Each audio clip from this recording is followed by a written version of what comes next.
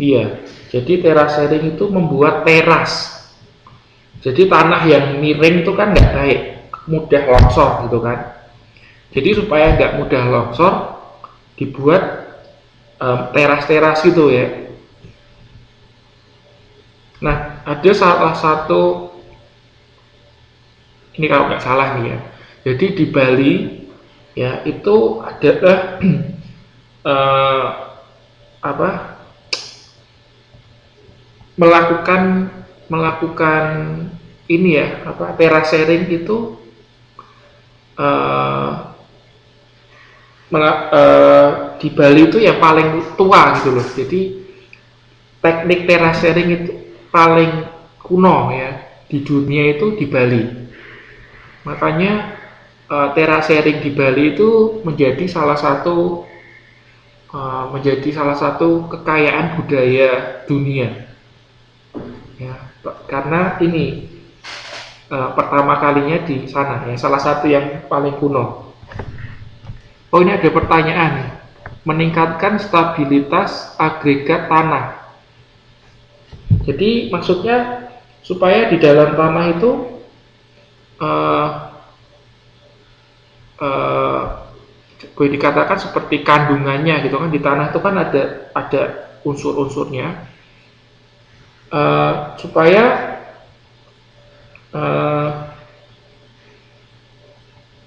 lebih stabil ya. Jadi tidak terjadi misalnya kehilangan unsur haranya, kehilangan unsur-unsur yang penting gitu ya.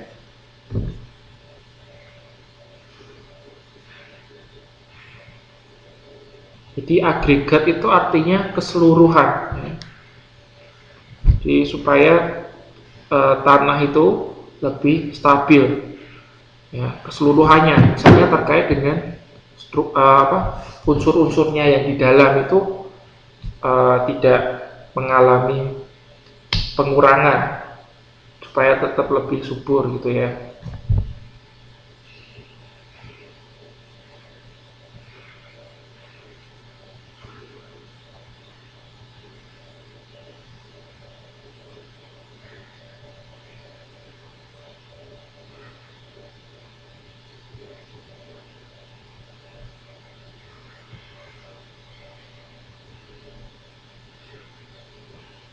Oke, ada pertanyaan lagi nggak?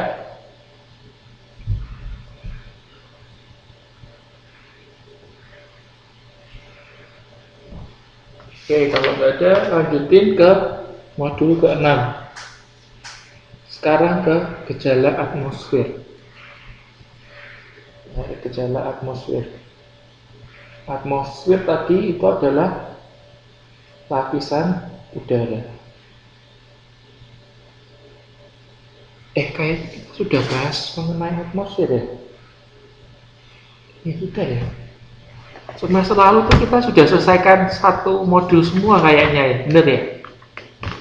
Semester sebelumnya itu. Ya, oh sudah ya, berarti kita cuma ulang tuh. Oke, apa-apa.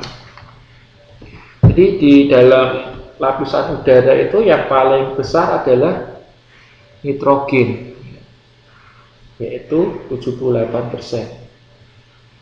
Kemudian oksigen nomor 2. Lalu yang ketiganya adalah argon, baru karbon dioksida, CO2. Kemudian ada unsur lain-lainnya.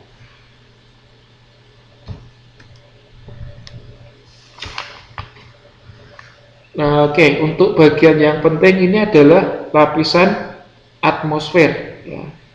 Lapisan atmosfer. Ada berapa lapis? Ratusan lebih. Wah, kayak iklan. Oke, untuk lapisan atmosfer itu ada berapa lapis, Mbak?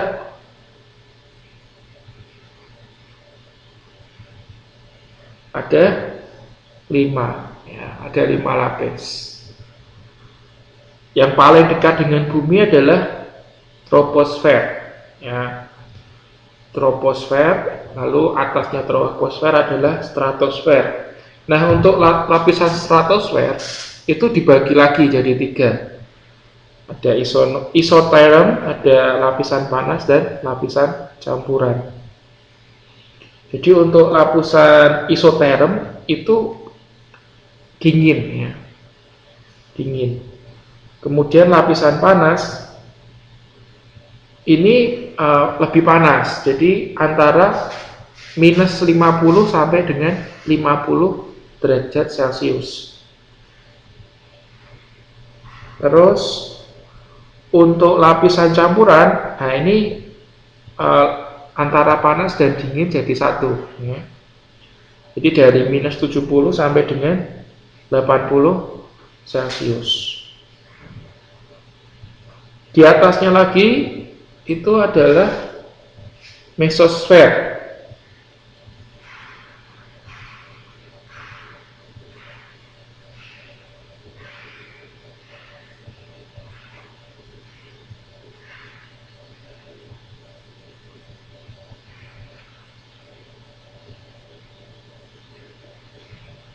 Jadi meso itu artinya tengah, Mbak ya. Jadi mesosfer itu lapisan yang ada di tengah-tengah.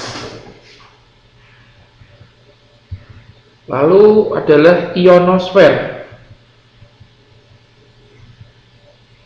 Kenapa dinamakan ionosfer? Karena di dalam lapisan ionosfer itu terjadi ionisasi atom-atom udara oleh radiasi X dan ultraviolet. Jadi pada lapisan ini terjadi proses ionisasi.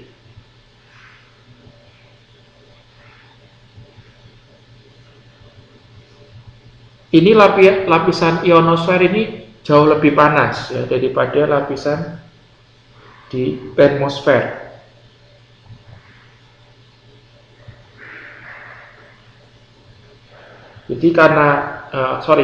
Jadi ini sangat panas ya, sehingga lapisan ini juga disebut termosfer, lapisan termosfer. Jadi termo itu artinya panas, sehingga disebut termosfer.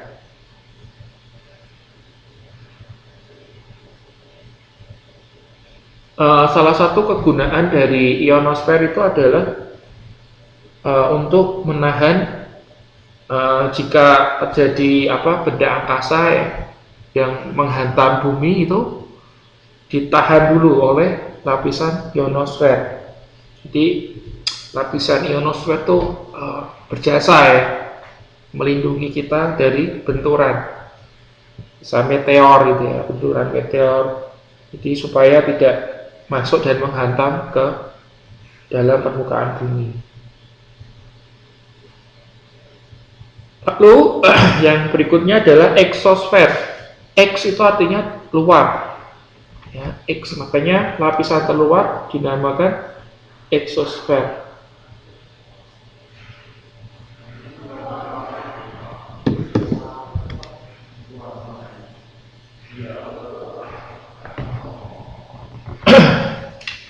Lalu kalau kita bicara mengenai atmosfer ya, kita bicara juga mengenai cuaca dan iklim. Oke, saya mau tanyakan, apa bedanya cuaca dan iklim? Ada yang tahu nggak? Ini sudah pernah saya keluarkan dalam soal juga ini.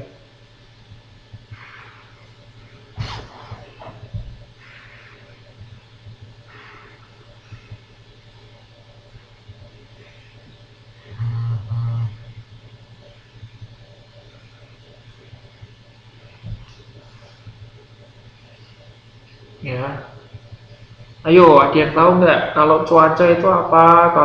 Kalau iklim itu apa?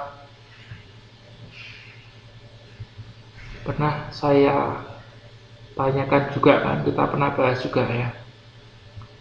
Jadi kalau cuaca itu keadaan udara pada saat dan tempat yang tertentu. Jadi lebih khusus. Kalau iklim itu lebih luas. Ya, lebih luas daripada cuaca. Ya, cuaca itu keadaan udara tertentu pada wilayah tertentu. Nah, kalau iklim itu keadaan rata-rata cuaca dan pada wilayah yang lebih luas. Lalu ada beberapa unsur yang mempengaruhi cuaca dan iklim. Ya, ada 1, 2, 3, 4, 5, 6. Ada 6. Ada suhu udara, lalu tekanan udara, angin, kelembapan udara, curah hujan, dan awan. Lalu untuk awan itu ada macam-macamnya ya. Yang paling itu adalah cirrus ya. Yang paling terluar cirrus.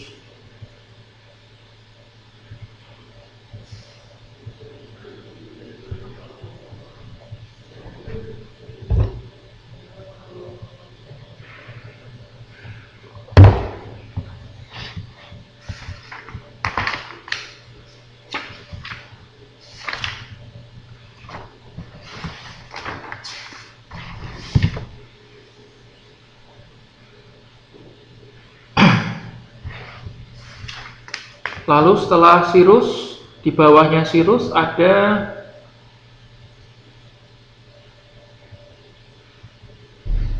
nimbus ya.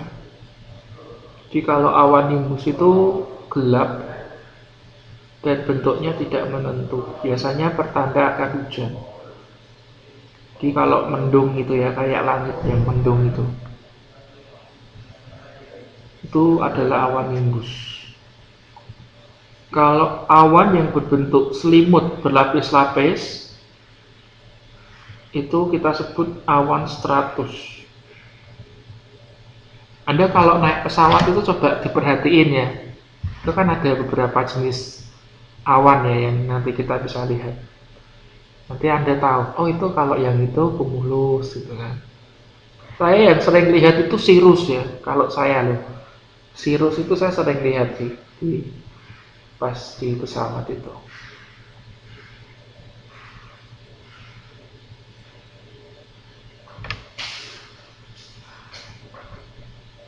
Terus kalau bentuk awan yang sering kita gambar pas SD itu adalah awan cumulus ya, yang bentuknya melungker-melungker itu loh ya.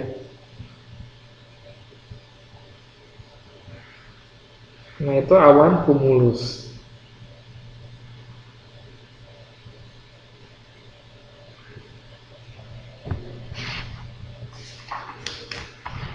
Itu waktu kecelakaan pesawat apa itu kemarin itu Air Asia ya, yang penerbangan Surabaya Singapura. Anda ngikutin nggak itu beritanya itu?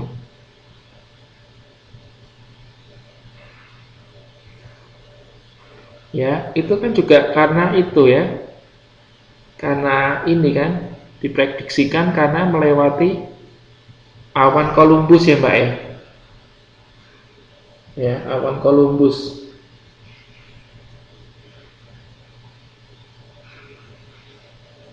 Jadi memang ciri-cirinya itu kok Columbus kok nggak ada ya di sini. Oh atau cumulonimbus kali Mbak itu ya, di cumulonimbus itu. Ya mungkin ciri-cirinya memang di sana itu gelap ya, gelap terus tidak menentu. Kalau Columbus itu yang nemuin Indonesia, yang nemuin apa Amerika itu Columbus. Nah itu namanya cumulonimbus ya. Jadi itu termasuk yang nimbus ya, awan nimbus. Jadi gelap terus bentuknya juga tidak menentu dan biasanya pertanda akan hujan. Itu kan memang katanya menurut berita kan di situ ada petir ya. Di daerah situ ada petir.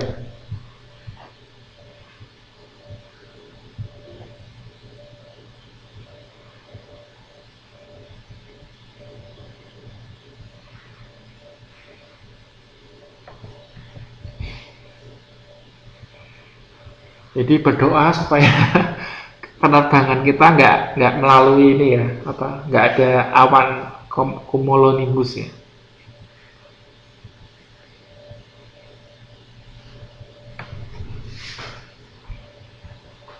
Lalu kita masuk ke klasifikasi iklim. Jadi iklim itu dibedakan berdasarkan beberapa macam.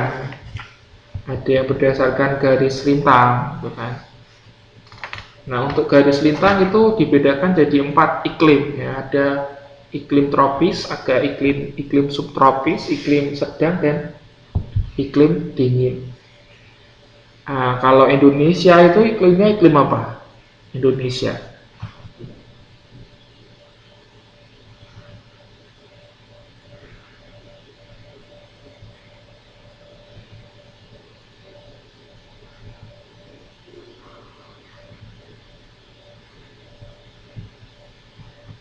Indonesia itu tropis. Kalau Taiwan, kalau Taiwan apa? Taiwan itu sedang ya. Taiwan sedang apa itu ya? Atau subtropik ya? Subtropik ya. Taiwan itu subtropik.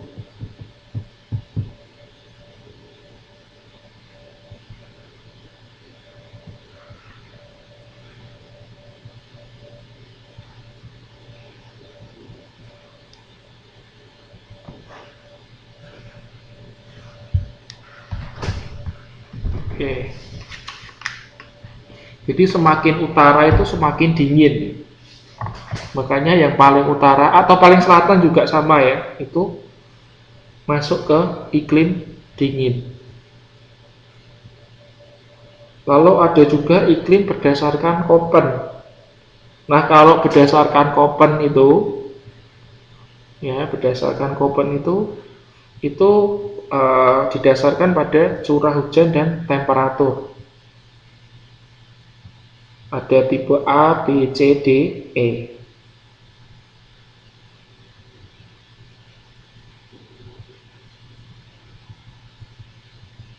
Wah, ini kalau menurut Köppen ini itu ya lebih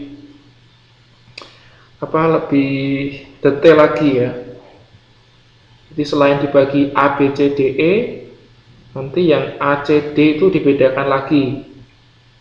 Ada yang lembab, musim panas dingin, panas kering, musim dingin kering.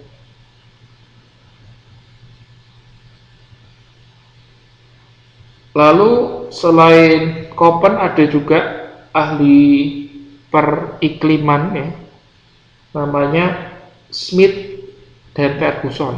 Ya, 2 orang yang nemuin.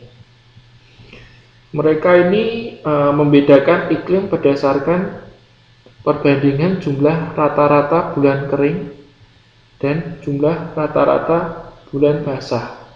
Nah, maksudnya apa? Bulan kering itu adalah pada saat bulan-bulan yang mempunyai curah hujan kurang dari 60 mm. Mm itu apa? Milimeter. Milimeter. Maksudnya milimeter? Apa ya ini mm?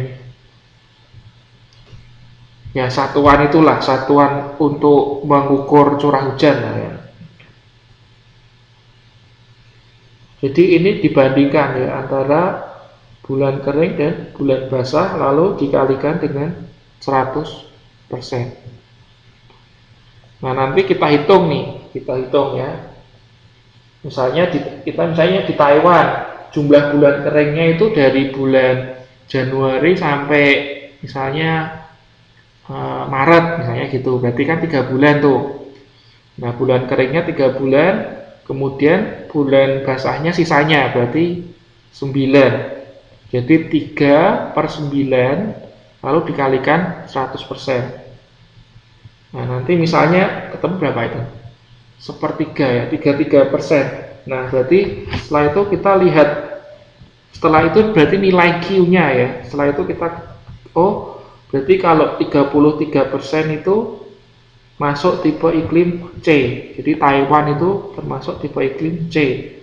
Jadi agak basah.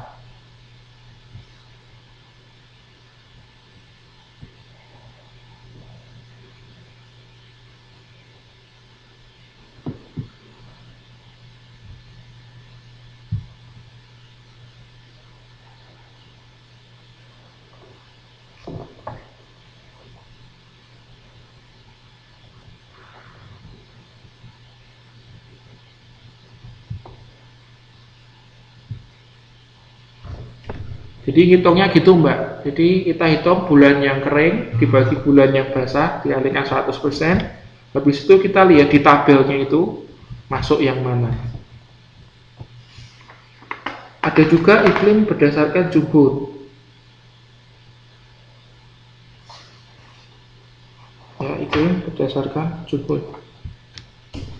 Kalau berdasarkan jumhur ini berdasarkan ketinggiannya, ya, berdasarkan ketinggiannya. Jadi ada yang daerah panas. Jadi kalau untuk daerah panas itu antara 0 sampai 650 dari permukaan permukaan laut.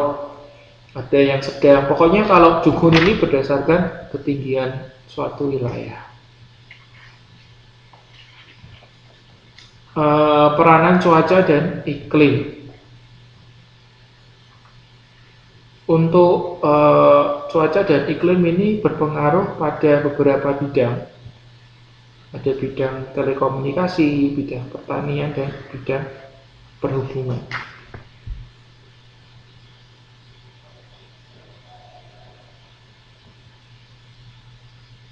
Nah, kalau bidang perhubungan itu terkait dengan itu ya, terutama penerbangan ya. Terkait erat dengan penerbangan.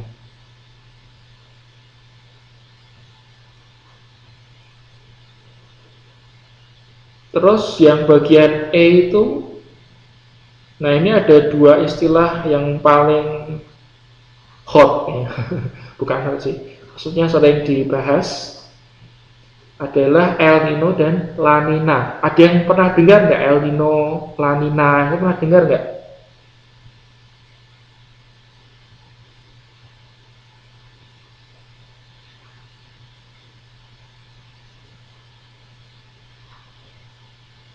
Jadi El Nino itu adalah peristiwa pemanasnya suhu air permukaan laut di pantai Peru, Bolivia, yang mengakibatkan gangguan iklim secara global. Jadi ini sebuah gangguan iklim yang penyebabnya karena daerah di pantai Peru, Bolivia itu ini bukan itu ya, bukan nama orang.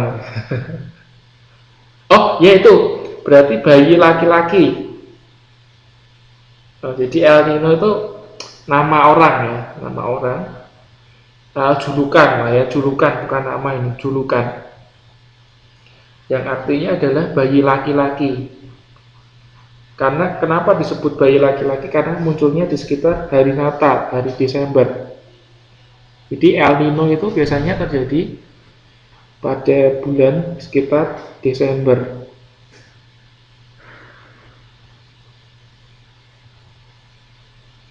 Nah, kebalikan El Nino adalah La Nina. Nah, jadi kalau El Nino itu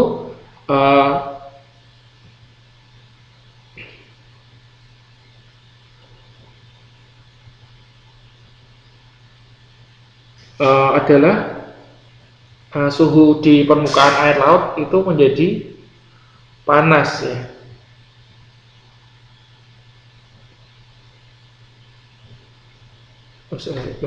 Biasanya suhu air permukaan air laut di daerah tersebut dingin. Nah, karena naiknya arus dari dasar laut menuju permukaan.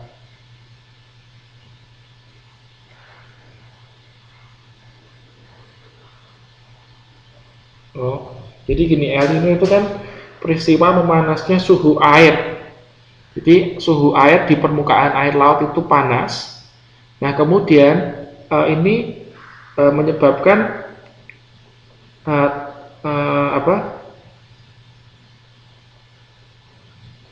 arus dari laut ya, dari dalam laut itu naik ke atas ya, naik ke atas. Sehingga menyebabkan suhu air di permukaan itu jadi dingin. Ya, jadi awalnya panas kan, tapi karena yang arus dari dasar laut itu naik ke atas, ya, dimana arus dari dasar laut itu kan dingin ya, naik ke atas, jadinya yang di atas itu suhunya jadi dingin.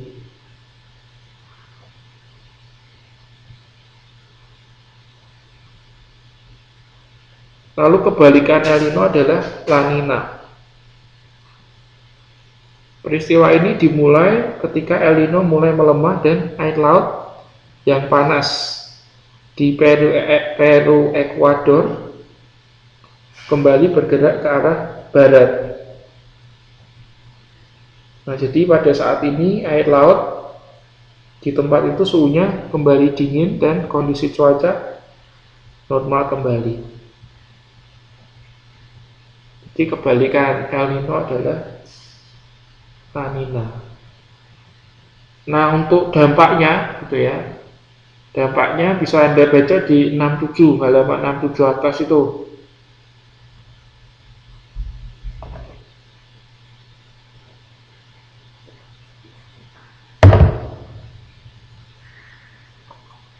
Ya, bisa nyebabin banjir, kekeringan, aktivitas transportasi juga bisa terganggu.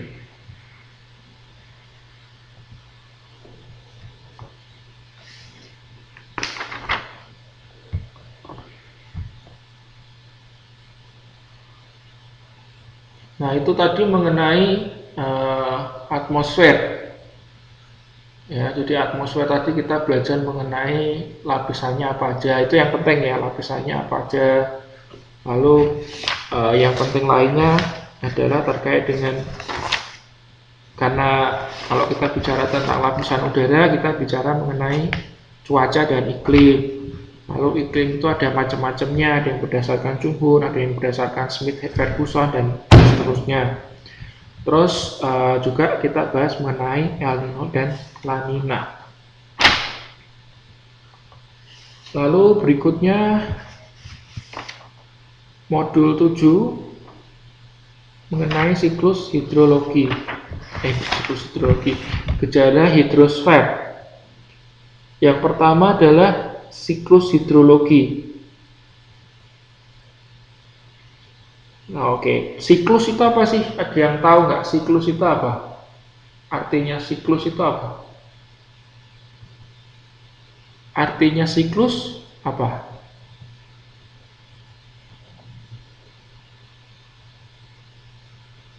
Siklus adalah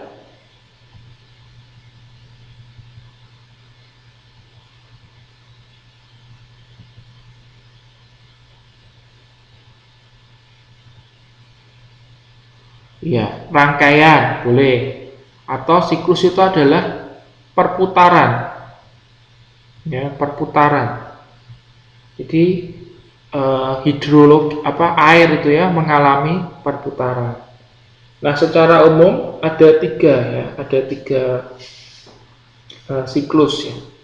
Siklus kecil, siklus sedang, dan siklus besar. Jadi kalau siklus kecil itu prosesnya pendek ya, tidak terlalu panjang. Beda dengan siklus sedang dan siklus besar. Jadi kalau siklus kecil itu dari air laut, kemudian awan, kemudian hujan lagi kembali ke laut. Jadi prosesnya itu pendek ya, siklusnya pendek. Nah, kalau untuk siklus sedang, sebelum masuk ke laut itu mampir dulu ke sungai, baru dari sungai masuk ke laut lagi.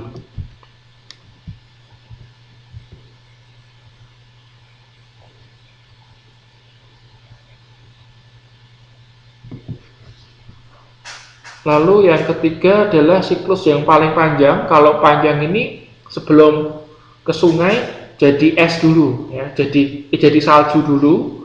Dari salju jadi es, esnya mencair masuk ke sungai dan kembali ke laut.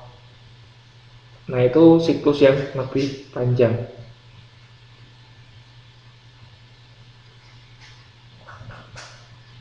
Nah, secara umum untuk lapisan air di bumi itu dibedakan menjadi dua macam, yaitu perairan darat dan perairan laut. Nah, untuk perairan darat